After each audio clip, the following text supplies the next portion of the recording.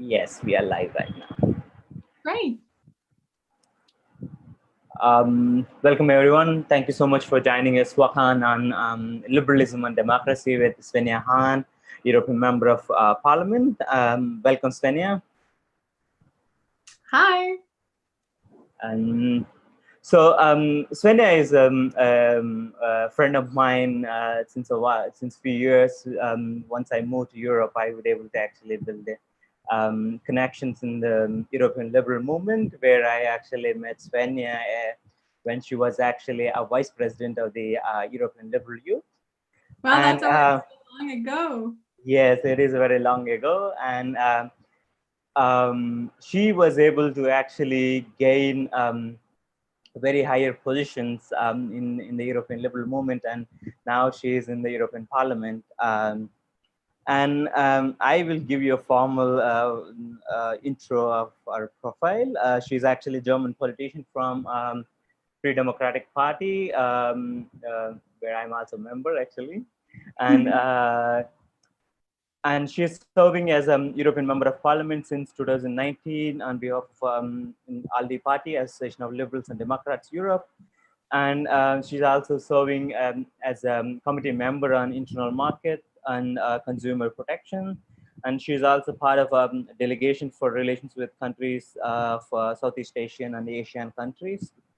And apart from her responsibilities at European Parliament, she has been very actively engaging and inspiring a lot of young people in the European liberal movement. And today we are very excited to have her give us such an same inspiration for our participants and audience, and also tell about what is the correlation between liberalism and democracy, or else you can say liberal democracy, why it is important in this 2020 era. Thank you so much for the lovely introduction, and thank you so much for the invitation. And yeah, you're absolutely right. Our paths have touched so many times in the past. Made me remember how long I'm as well already active in the liberal world. Thank you for introducing me as well. And I think the point that I always like to highlight is I'm already engaged in politics, and especially youth politics, since about 10 years. And I'm only an elected politician since 1 year. Of course, I'll bring a lot of experience from volunteer politics, and that is the most and the biggest part of active politicians we have. The most people that are engaged on a volunteer level because they believe in something. They believe in making their communities better. They believe in having an impact. They believe in making somebody's life better for other people or for the next generation. So a lot of people that are active in politics are driven by the idea that living in a democracy, they want to contribute to this democracy. They want to contribute to shape their hometowns, to shape their immediate environment, or to shape the world. And that's kind of what got me into politics as well. I deeply believe that democracy is the best form of societal coexistence and a form for state we can have. And I especially believe in the European democracy, because especially the European democracy was built out of ashes. It was built upon after a time after the Second World War, where we saw that, well, none of us is better off alone, but especially searching for an alternative of opposing each other. It was meant, the European idea creates from working together, from collaboration, that we're better off together, that we're more prosperous, that we're gonna have a peaceful future together. And since the Second World War, the idea of a European Union and the idea of a European democracy has evolved massively. And there has been some challenges. There always have been debates about the mere form of European democracy. Because democracy indeed comes in quite some shapes and forms. It's not like a one-size-fits-all model. So if we look at the European Union, and I don't know how many of us, of you joining us today are familiar with it in all its nitty-gritty details. So I'm giving a quick overview. We have the three institutions. We have the Parliament, which I'm a member of, which is directly elected in all its member states, based on their national election model. And then we have the Commission, which is commissioners from each member state, which was nominated by the elected government of that state. And the Commission is going to be approved by the Parliament. And then we have the Council, which is still the most powerful institution. And that Council is represented as well by the governments that were elected in its member states. And some say, that was especially in Brexit times, a big discussion. It was like, it's all unelected bureaucrats, which is not true. In fact, all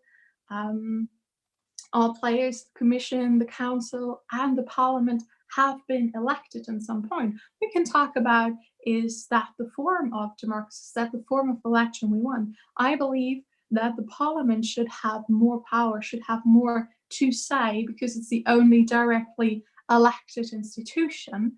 But in general, all players are democratically elected and have the right to act. But we've seen right now that in Europe and Corona times, the EU and its democracy and its values are under quite some challenge.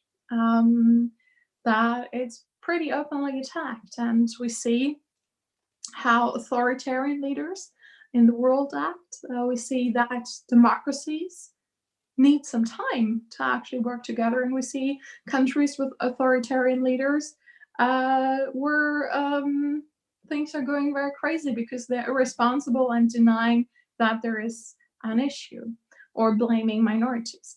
So all over the world, we see challenges for democracy, but we see it in Europe as well. And we've seen a threat for European democracy because we've seen a fallback to national thinking.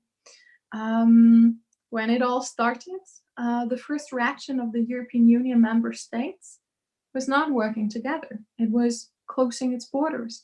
We have the Schengen Agreement, which means that you can live and travel freely and work in all of the other member states' union that are, and with Schengen without even passport control. So suddenly the borders were closed. I'm with my job, I'm traveling a lot actually all over Europe. I actually was allowed to continue traveling because I'm a parliamentarian, I have a diplomat passport, but that was the very, very rare exception. Other peoples were no longer allowed to travel, and that harmed very immediately our single market. It harmed our economy. It threatened our supply with everyday goods, but as well with medical goods and supply.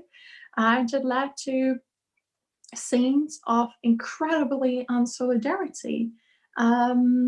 In Poland or in Czech Republic, where medical equipments that were meant to go to Italy were seized at the customs because they had an export ban on those products.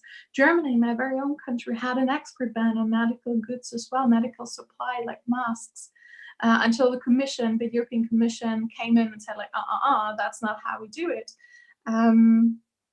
So many countries needed the push from the European level to remind them that we're actually all in this together, that none of us is in this together, and that we need to work together to overcome this crisis. But we've seen the initial reaction was to fall back on a national level.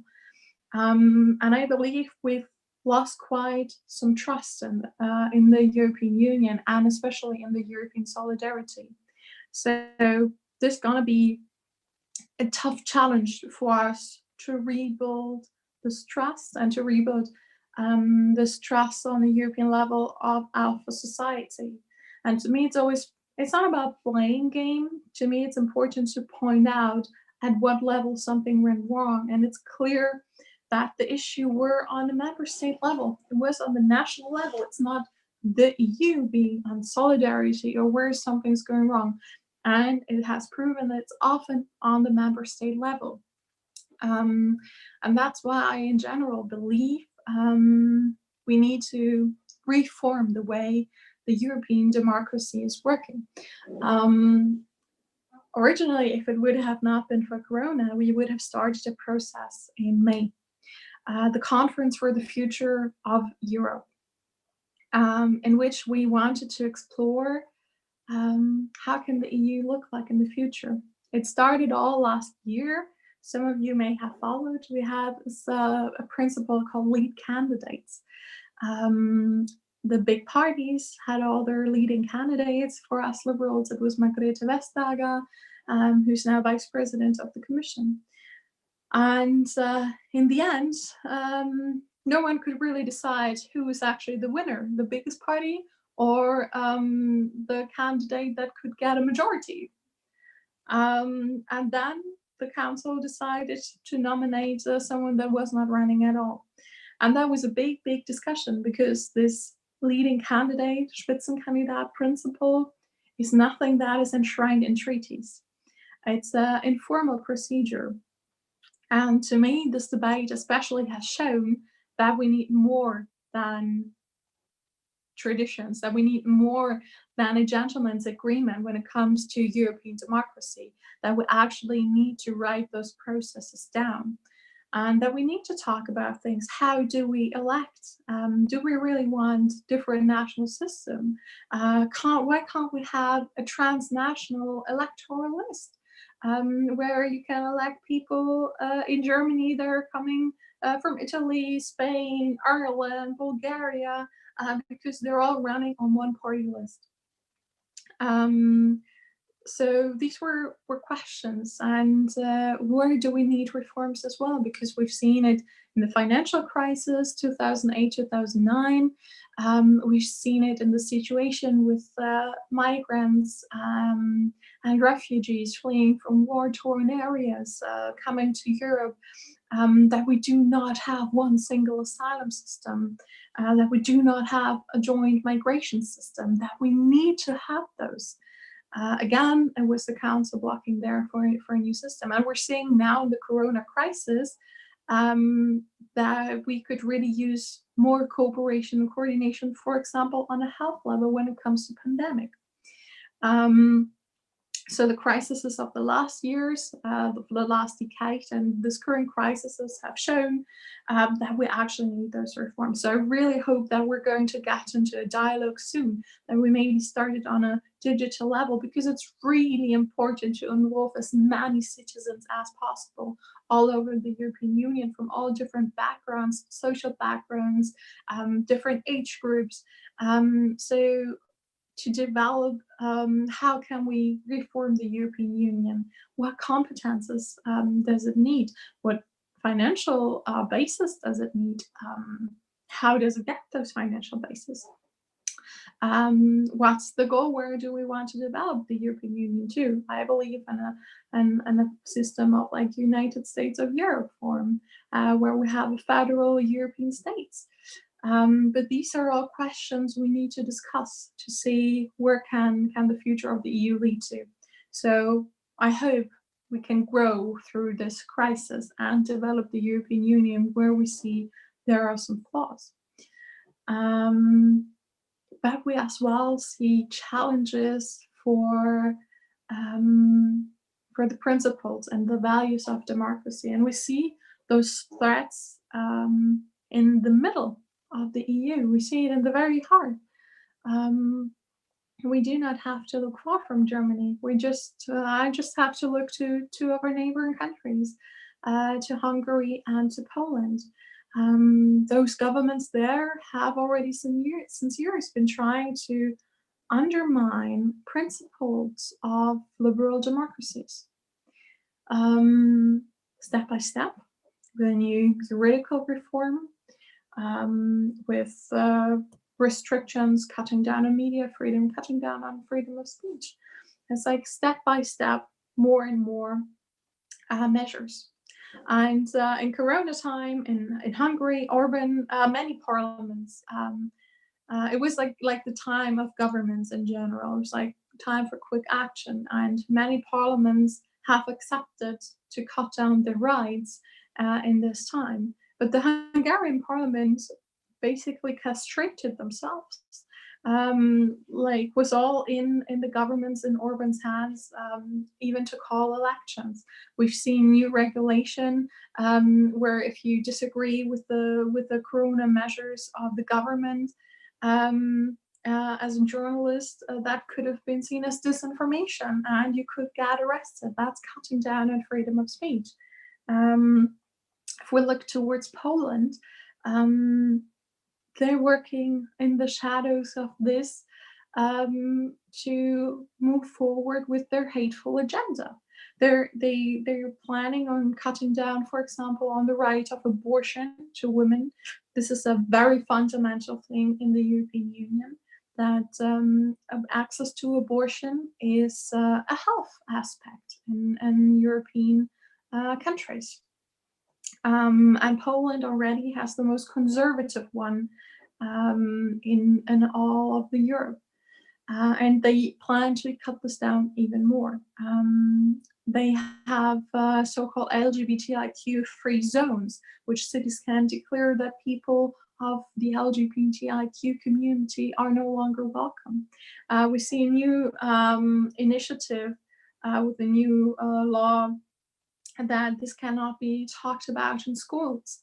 So it's a lot about in Hungary as well, cutting down on the acceptance of rights of transgender people. So we see that in the light of this crisis, conservative and authoritarian leaderships in Europe use this to cut down fundamental values of the European Union, to cut down fundamental liberal democratic values, which the EU cannot allow. The only issue is that democracy takes time, and bringing those member states in front of a court takes time, while it's already happening in those member states. So we need to go the democratic way, which means going away via court. But we as well need to support civil society there.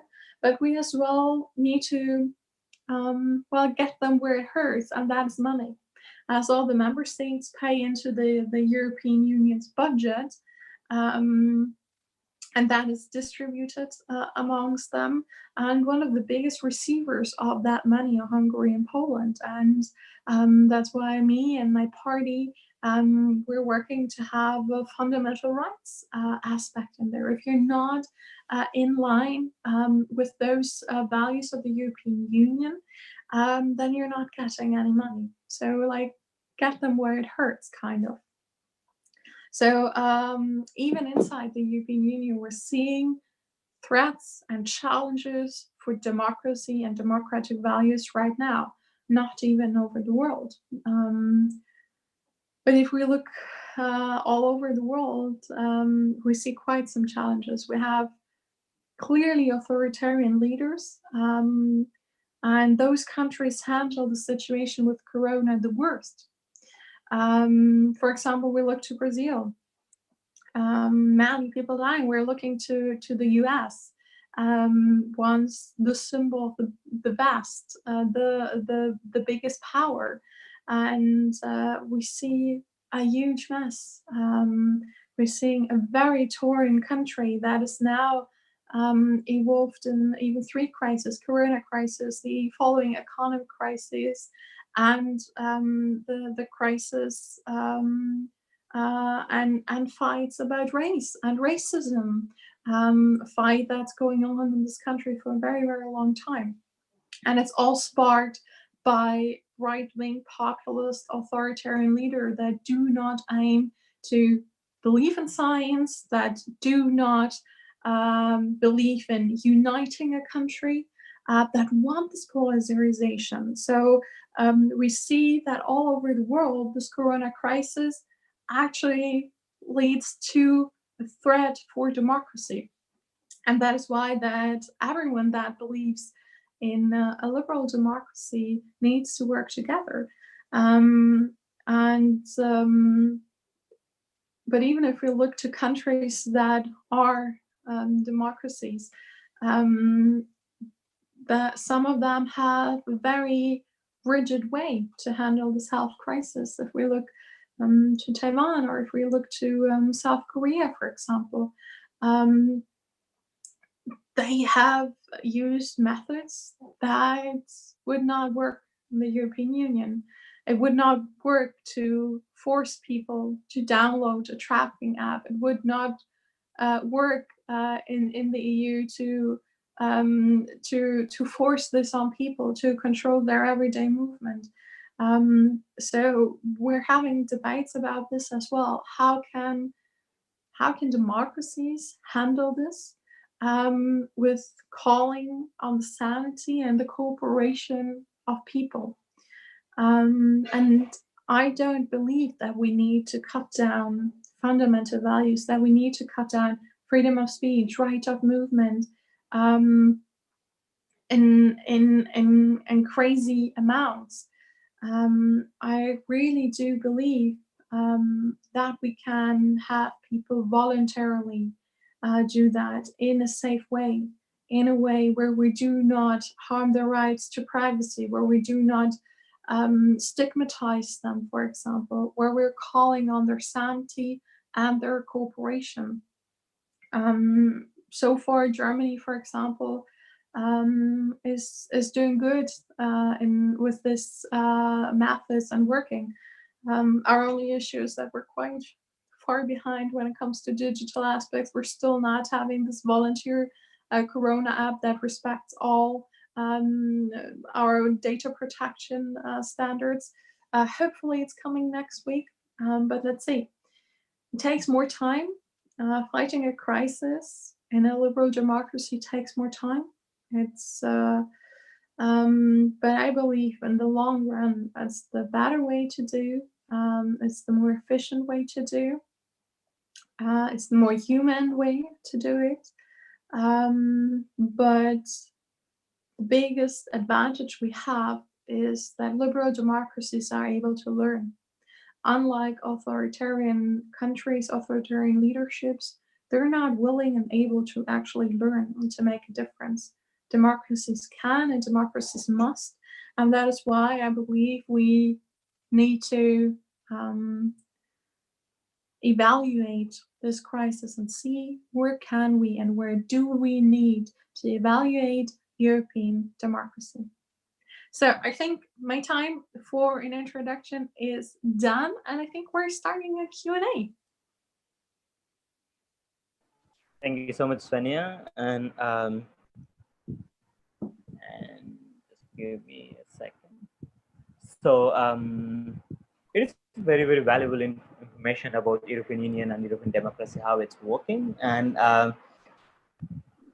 one question, so in that, I strongly believe that European Union is actually a very liberal institution. I have my own European liberal approach for European Union, but a lot of classical liberals, non-political classical liberal to libertarians, doesn't actually believe European Union as a liberal institution, and some of them critic as it is actually trying to impose its views on a member states.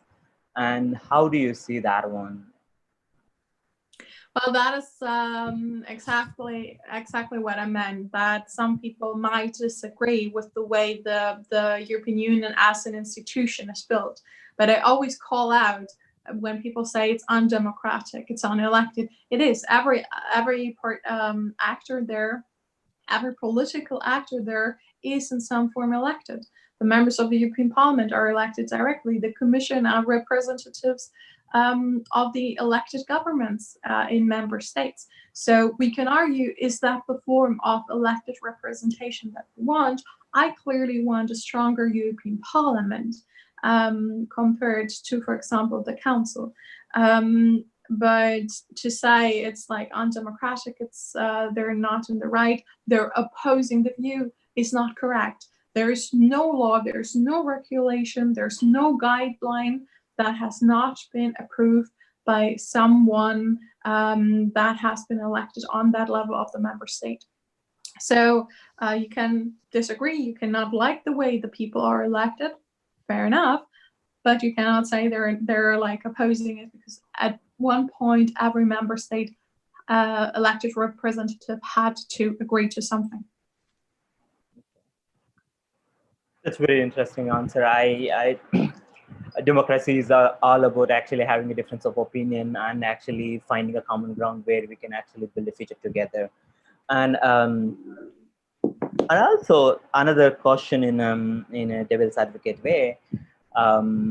So European Union can be a central institution as it's actually supernatural. It's about nation states, and also we as a strong liberals, we believe in a decentralization. Principle of subsidiarity is a very, very core principle for us. And how we can actually balance that power between nation state and also cities and also with the European Union. So what kind of roles European Union actually can play, and what kind of powers and roles it should and delegate to the local nation states and also for the local government? Yeah, that's a good question. And I think that's exactly one of the points we need to reevaluate in the Conference for the Future of Europe. Which competences do we actually want and which level? I'm coming from Germany, and we have a federal state. We have 16 federal states. And we have that one union, and our communes have a lot to say. Education, for example, is a state level, which I also believe should be a national level. But I'm coming from a federal state. I'm used to the principles that you have different powers and different levels. But for example, we have in France. France is a very centralized state. Basically, everything is decided in Paris. So we have very different situations and principles over the European Union. But the EU itself works on the principle of subsidiarity. And exactly that is the question. What competences does the EU need? And for example, I'm working in the Committee for the Single Market and International Trade. I think those are really competences that the EU must have. We're better on this level. But for example, I wish something like defense would be on a European level as well, because those are things that makes more sense to do together. But other aspects like education or healthcare make more sense being very close to the persons being affected. So going down on the level of subsidiarity.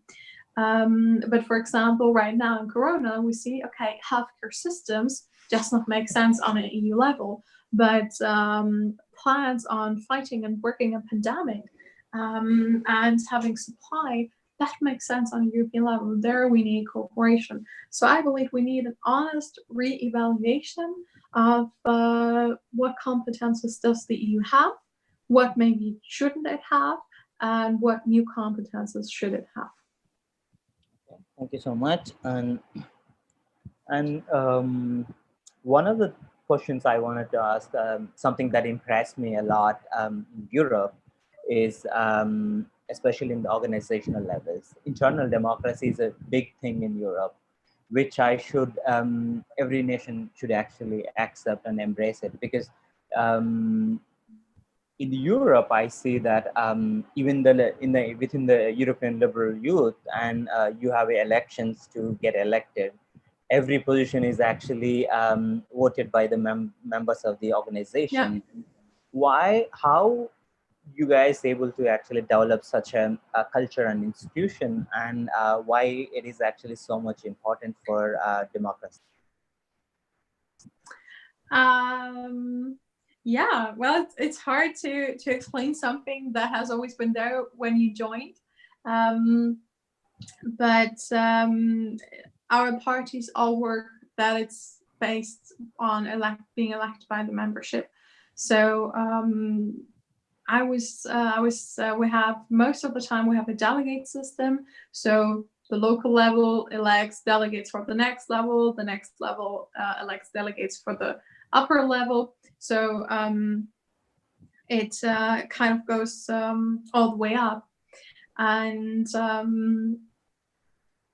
it always have been so in my party, but I know that some parties have different systems, to which I think is very weird. In my party, at a party congress, every member can request to speak on a topic, on a debate, on a resolution.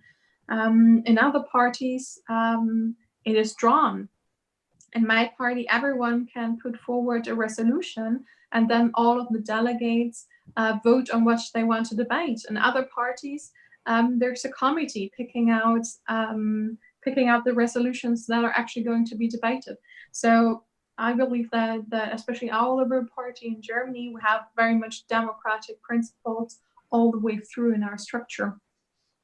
And I believe that makes the most sense to avoid allocation, but as well to be in a democracy, because being elected is always only a gift for a certain time. Being elected in a party position, which is nowhere in our party, it's all volunteer, it's not a job, you're not getting money for it. And being elected into parliament, it's a gift by the citizens for a specific amount of time, and that you should never forget. So I think like the party structure as well trains you a bit for electorals. I know, for example, youth organizations where the leadership of the mother party picks the president of the youth organization. I honestly believe that full democratic built youth organizations have the big advantage that those members actually can train, because after all, that's what youth organizations are for. You learn, you debate, you learn how to debate, you build your own political opinions, going out to be able to campaign, to maybe one day get into parliament. So especially youth organizations are there to give the voice of the youth as well on all topics, but are as well like kind of a boot camp for those that are political engaged. Okay, thank you so much. And my next question is also on youth organizations and democracy. The democracy, we needed to, as I told before, we need to find a common ground and work together on the areas where we actually agreed on. And another area that European organizations I actually impressed with is a lot of organization, even political organization, which actually have completely opposite views. They actually come up on one platform and they actually do a lot of common projects, such as European liberal youth actually work with socialist youth organizations and also with conservative youth organizations on how they can actually improve youth participation in politics, and also some of the other common areas, fighting populism and also fake news. So why this is actually so important for democracy? So working together, even though you actually disagree on many other things, but finding a common ground and fighting for the common values that we actually believe in. I think especially in the last years where we've seen more and more populist parties that are against democracies, that want to abolish democracy, it's more important that Democrats actually work together. Because even though we might disagree, and we often disagree on specific topics, We might disagree on how should the healthcare system should look like. We might disagree how should the education system look like. But we share the fundamental belief that democracy is the best form. We share the fundamental belief in human rights and values. And this is something we as Democrats share. So it's really important to unite against those that want to abolish that, and to where we see we want to work together, work together. This is actually something I really much appreciate in the work in the European Parliament. Because in a national parliament, you traditionally have like the government parties in the parliament, and the opposition parties. And you're always like kind of like fighting. It's like the government and its party is proposing this, and you as the opposition are fighting that. In the European Parliament, we do not have this classic government and opposition parties. There's the Commission and there's the Council, and we as a parliament see us much more as a union. So we have much broader cooperation on the topic than opposing each other. So the work in the European Parliament is very much built upon dialogue, on finding compromise and finding a way forward together. So this is actually a form I really appreciate of working together, of collaboration together, and I absolutely believe it is more than relevant that democratic parties, democratic politicians are able to sit together and work a plan out together. Okay. Thank you. And I will take a question from an audience. So it's from Danish Joes. Isn't the huge bureaucratic system in the EU epitome of big government? How do you see that compliance with libertarian principle of limited government? You can say classical liberal principle of limited government. Yes, that's a myth I like to bust. That brings me a lot of joy. It's like a big myth that the European institution is like a huge ass bureaucracy and everyone sits there and regulates cucumbers and is a very evil bureaucrat. No. So the whole institutions of the European Union have less employees than the German state of the Saarland. I think it's about 65,000 employees. So it is very, very little if we're looking into how much citizens the European Union have. So this is actually a myth that I cannot do anything but bust. Okay. Then one question from the audience. It's a little bit more about liberalism than the democracy. And in a conservative society with a religious prejudice and righteousness, how can we promote liberal principles to the masses? That's actually quite a challenge for many more conservative societies. We have that, for example, and I unfortunately have not been to India yet. I really hope I can travel there, but I know it's a challenge as well in India.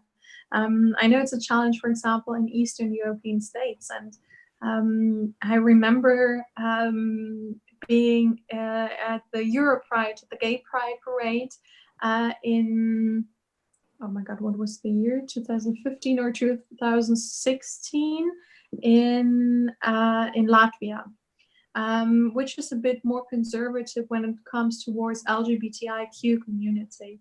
We were marching through the streets, and there were mainly Russian speakers that were like throwing tomatoes and booing, and we spoke with the local party, like, how do you work for the rights of those minorities? And they were like, yeah, well, we're kind of like doing it through the back door. They still had a law that prohibited unmarried couples to live together, which of course everyone felt was super outdated. It was like a law that was there a long time ago, but no one really cared about that. So they're like, you know, like by abolishing this, there's something everyone can relate to. We're working for it. We've seen it in Ireland. Ireland is a very Catholic country. It has one of the strictest law against abortion. It has one of the strictest laws against marriage, and they legalized abortion and they legalized gay marriage because they did campaign that everyone could relate to. There was like, what if your daughter wants to get married? Your daughter loves a woman. Would you do you not want your daughter to be happy? So they came with arguments, and they came with arguments people could actually relate to without saying like, my opinion is superior to yours or something. I know that it's like a long way, but it starts with every little conversation. It starts with every conversation. It starts with every person that wants to make a difference. Okay. But it's not going to be an overnight thing. Yeah, and there is another question which is similar to this present question. You can say like a follow-up one. So you are actually part of Parliament's Asian network delegation and also LGBT rights. And could you tell us any proposed action to influence Asian countries, like East Asian countries, to re-legalize same-sex marriages, relationships? Okay, that I actually do not know. The delegation of the ASEAN countries we have, it's a platform of cooperating with the other parliamentarians from the other member states. So we meet and we exchange with each other. And go into a dialogue. That those are the groups and the parliament for other countries we have. And unfortunately, the first exchange I was supposed to have was cancelled due to Corona. So I've actually not been in my mandate on the ground in any of the ASEAN countries to experience it on the ground. But what we do in this intergroup, and these intergroups as well, bring together members of different parties, of different backgrounds, that unite behind a topic. In the LGBTIQ intergroup, we of course fight for this cause. So what we can mostly do as parliamentarians go a diplomatic way. So we're following, and I, for example, follow the situation in ASEAN countries. When we hear that, for example, an activists are in jailed or that there's like an attack or something, we can go the parliamentarian way. We put it on the discussion of the agenda in the parliament to give it publicity. We contact, we meet with ambassadors to put diplomatic weight in that. So that is the way we can go as parliamentarians, to give publicity and to go the diplomatic way to put pressure on the countries. And I, for example, am as well a member of the trade committee, and through trade agreements is a way as well where we try to put pressure. For example, Cambodia, that have cut down on many rights under its leader. The EU is pulling back of the agreement it has with Cambodia to hopefully put on economic pressure as well, so that they're taking back those cut downs. So that's what we can do in the parliament. Okay, there is another very important question, I believe. So one of the achievements of liberalism and individualism is destroyed our mother earth like anything. In a post-industrial revolution, how can you support this one? Did you understand? Sorry, I'm not sure if I understand the question. So summary of the question is, so liberalism and individualism are actually destroying the earth, and after like post-industrial era, so how can you support it? You can say like, how do you think about it? So is liberalism is destroying the earth, nature, climate, or not? his question, he or she believes that liberalism is actually destroying the climate. Okay, now I get the question. No, actually not. Let me be very honest with you. We've seen the corona crisis, how immensely connected our world is. We saw that delivery chains broke down, and in Europe, okay, we have social systems, we have a lot of money, we could afford to have our people stay at home, to not work. We could afford that. But in other countries, in other areas of the world where the delivery chains broke down, it meant people will go out without a salary. People will go without food. People are starving.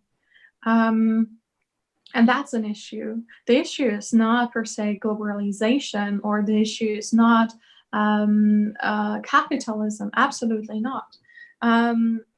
Especially when we look into human nature, the solution won't be cutting down. The solution won't be not to fly anymore. The solution won't be not to drive. The solution won't be staying at home for forever. We just need to rethink the way we do all of this. And actually, the only efficient way is a capitalistic way to do that. Germany has massively cut down on their carbon emission, and that it has not been doing by forbidding people to drive a car. It has been doing that through the emission trading system, which is a capitalist system, but it says it the right way. It's like you have 100 certificates. If you next year you're gonna have 80. If you still want to sell tickets for your flight, make it more efficient. So it's actually setting incentives. It's actually setting a way and a method to cut down on emissions. And I deeply believe this is how we can fight climate change. This is how we can make the world a better place. This is something I work in the trade committee for. I want the emission trading system, which we have in the European Union for flights. I want to expand it to other sectors, to all transportation sectors. I want to expand it to, for example, heating, where we have a lot of emissions. And I want to incorporate that in trade agreements. So we expand this network. So we're going to have a system all over the world. So with market principles, we're going to take out more emission, not only carbon, but other harmful gases out of the atmosphere, because market principles are the most efficient principles to actually do so. I'm working on a plan for a circular economy and trade agreements. We need to make products longer lasting. We need to make them more repairable.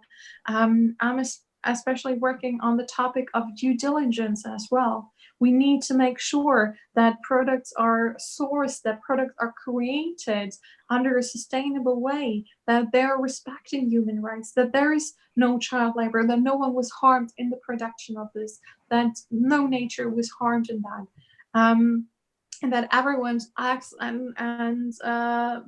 acts responsible.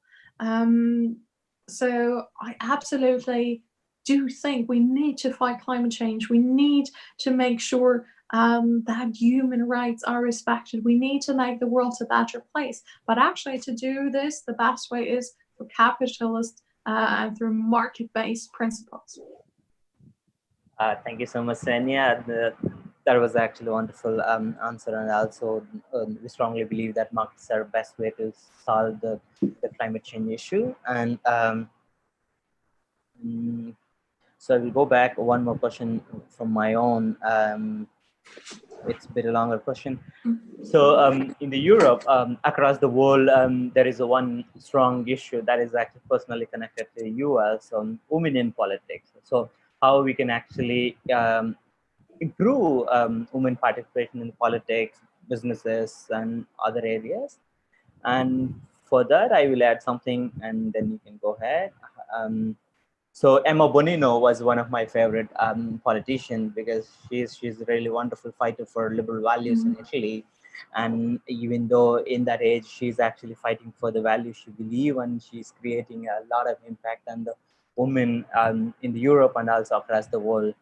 And your party and also our party, FDP, actually rejected women quotas in last federal Congress. At the same time, FDP gave a signal that it chooses Linda Teuteberg as Secretary General, and also Nicola Beer as lead candidate for European elections. And so you guys trying to give a message. What kind of message is that? Women should require reservations to actually actively engage, participate in the politics, or it should be more. Is there any alternative ways where you guys actually tried and worked out? Because women participation in the European organizations is very, very high. LIMEC has 5 executive bureau members out of 7 members, and ALDE party has a 3 out of 6 women European commissioners. So how do you guys able to actually succeed this one? I honestly, I'm myself a bit indifferent to the topics of quotas.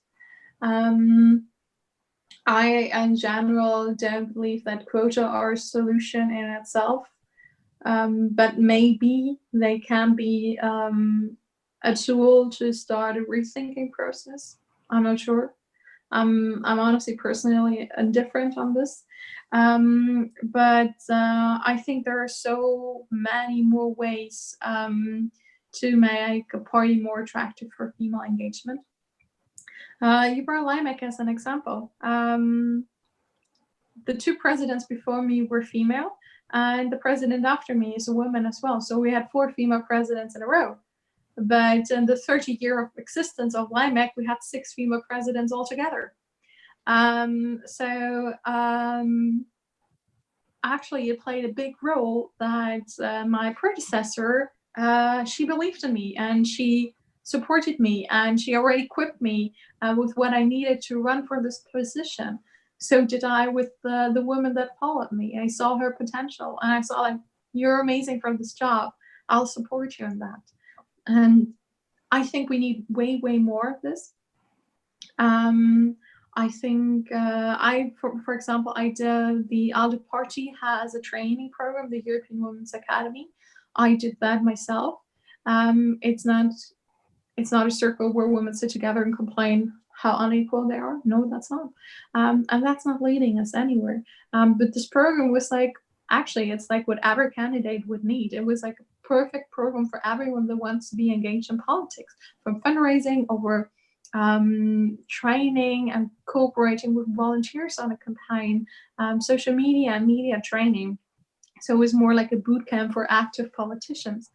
So there are many, many ways to empower women. Most importantly is that we believe in each other. But what we're seeing as well is that just because we have women in power does not automatically mean we're gonna have 2 women. I said before, we have 60 member states, so we have 16 state parties.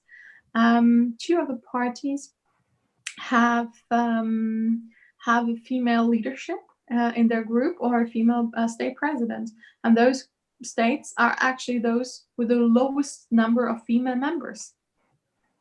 And the women are around since 5, 6, 7 years. So just because you have 1 woman on the top doesn't mean that many women follow. So that's apparently a myth. What I do believe is that we need to work on the culture we have in politics and the culture we have in party. Politics is a pretty rough business. It's very random that people actually thank you. Normally people attack you all the time. People will tell you what you're doing bad. People tell you how much they hate you. They don't know you, but they have a picture of you because they have a picture of your party. And so they already have made their opinion. So often you're getting much more negativity than positivity.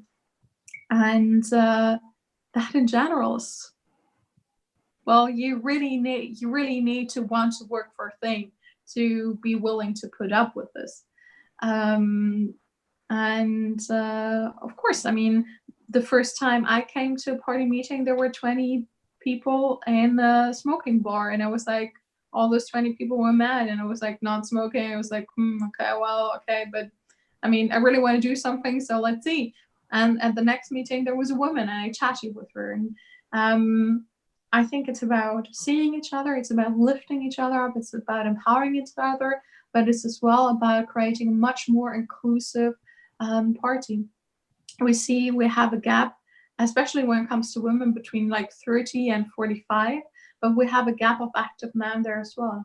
Why? Because they're very busy with their life. They're busy with their jobs. They're busy with having a family. So we need to make our party structure more attractive. Like, honestly, every one of us can imagine something more interesting on a Friday night than going to a party meeting, talking about I don't know how much money your local chapter spent in the last year. That's not such a sexy thing to do on a Friday, let's be honest. So maybe have sometimes meetings in the mornings so people with family could join, or if you have it on the weekends, have some childcare as well. So these are a lot of measures my party took over the years, and have an empowerment for program, help women connect each other, network and support each other, lift each other up, but as well work on a more welcoming party culture. A lot of things to do. There's not one single solution. I hope we actually try diversified solution, how we can actually empower women to join in the politics and also engage with the different other fields. And so my next question goes, I will try to rephrase it. So you might have seen liberalism has a different meanings, different contexts when it comes to American and European. So American movement, actually, the people who call themselves liberals are largely actually left socialists. They used to be very, very liberal oriented, but when JFK was there, and there was a lot of other people who are actually liberal, but they're no longer liberal.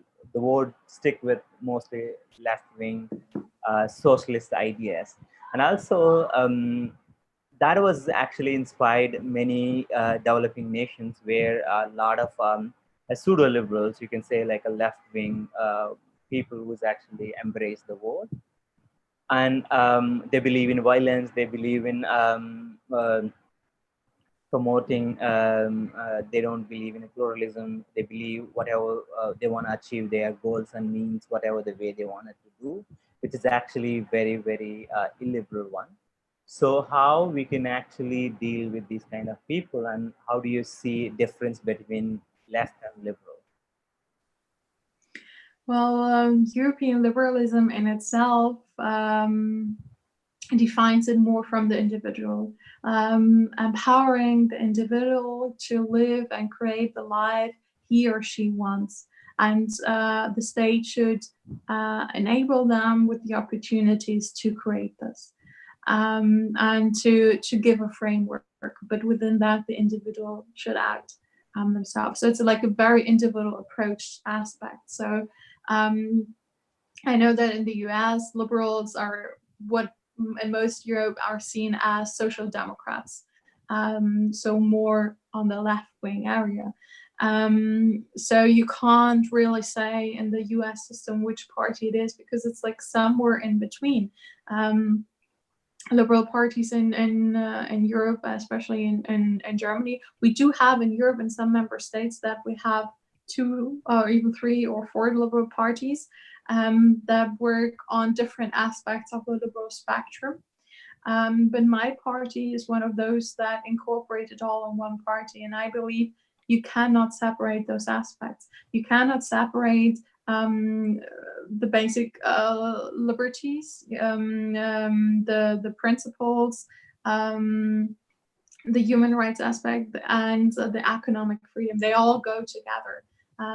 because after all, it's all about taking responsibilities.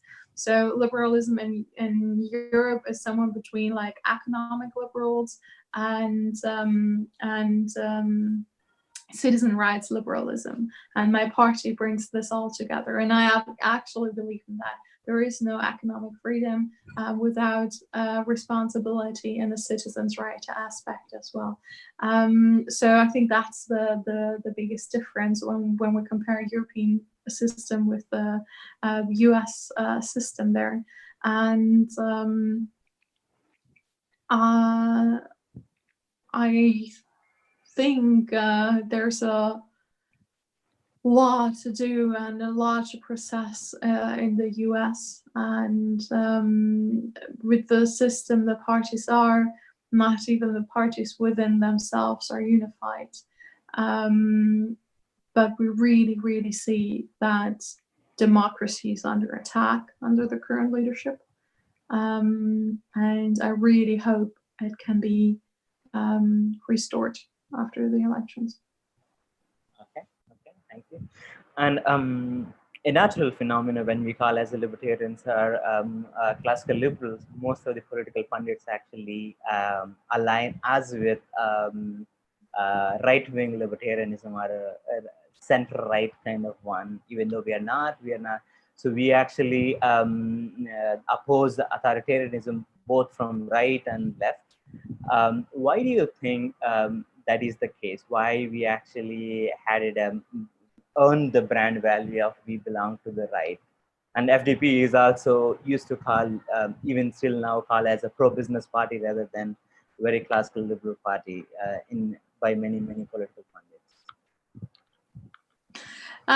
Yeah, it's kind of like people always picture us as a pro-business party, but we're actually like a pro-citizens party. We're about enabling the citizen, the individual, to create a life in this environment.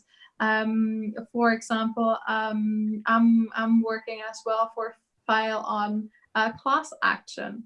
When a corporation does something wrong, citizens need to have the tool to fight back on eye level. So it's really about empowering the individual in a free and social market environment. So this is actually where our party is coming from. It's not that we always like take the side of the business. We believe in social market economy. So there's a lot to do, especially right now. And we see quite some calls from left and right for more authoritarian. We see a call for more state. And yes, of course, in those times of crisis, we see that the state needs to act. But that is what the state is meant for. That it comes in when it's a need, that it does not overregulate. But when there is the situation where the individual or the business can't help itself, because this is so much over its level, because it's an external factor like a worldwide health crisis, that is the moment of the state to come in to set regulations and to help people. But in general, I want like a slim state that creates a good framework in which everyone can participate in the environment and can operate on an eye level, and that is where I believe the role of the state is. Thank you so much, Svenja. And I think we are almost at the end of the session. And thank you so much for joining. And one last question, maybe a concluding question is, so do you, there is a culture in America and most of the developing countries, the thing is called as a career politician. Like a politician, once he comes into the politics, and he will actually stay in politics until he is actually become a old person. And in the European Union, or in the Europe, I have seen some of it, but largely there are people who's actually not a very career politician. Syed Kamal, who's actually leader of the ECR party, was actually retired from the politics and now joined the Institute for Economic Affairs right now. But there are many examples who's actually retire and go back to their career. And you are also not a career politician. You actually just started, but you also were working even during the elections. You are working as a PR manager. And do you support or oppose the career politicians? I think democracy needs variety, and I think that is the most important thing. You need to have different backgrounds, because if everyone just has the same background, it's pretty boring, and you're not having the diversity you actually need. So in an ideal world, you have people with a unique form of backgrounds. You would maybe have an 18-year-old, you would have a 65-year-old, you would have someone that was 20 years at home raising 4 kids, not working. You have someone that worked 20 years and then go into politics. And you have people that come straight out of university and go into politics.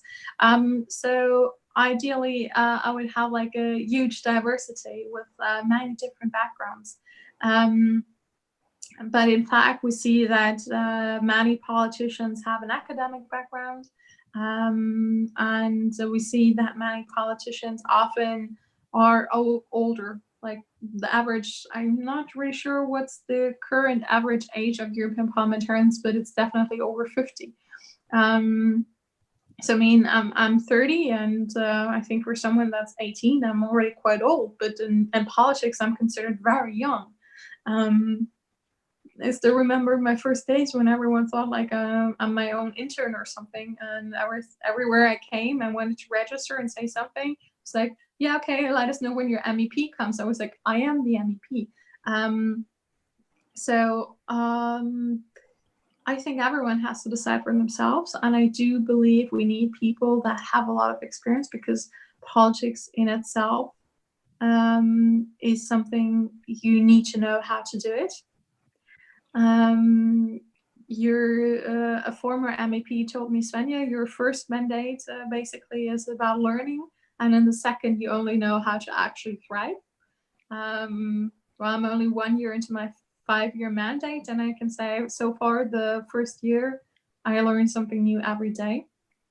But I believe in this diversity. I, for myself, have said I want to work a normal job, and then I'll try to run for parliament.